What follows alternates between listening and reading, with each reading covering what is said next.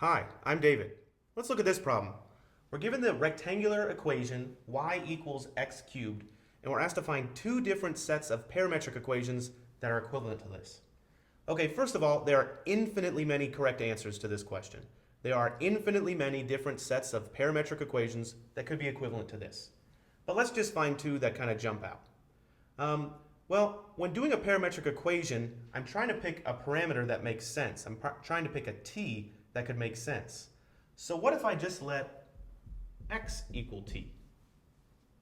Well, if x equals t and y equals x cubed, then y would have to equal t cubed.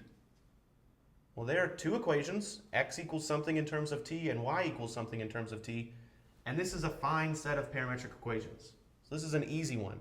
In fact, if you ever have y equals some function of x, you could always do x equals t and y equals f of t instead of f of x. That will always work.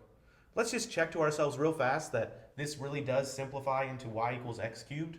Well, y equals t cubed, but t is really x. And there's not a whole lot to do there. Y is equal to x cubed. Okay, let's find a different one though. Well, this function is 1 to 1. In other words, it passes the horizontal line test. So I could also try what happens if y equals t. Well, if y equals t, what would x have to equal? It would have to be such that y equals x cubed. In other words, if I cubed x, I would get to y. Well, so what do I cube to get t? Well, I could take the cube root of t. Here's another set of parametric equations. Let's verify that this is really true.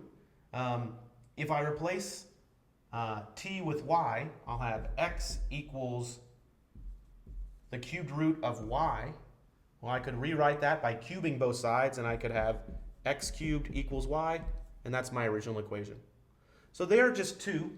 Like I said, there are infinitely many other options, but here are two kind of easy options for sets of parametric equations that are equivalent to this rectangular equation. Thanks for watching.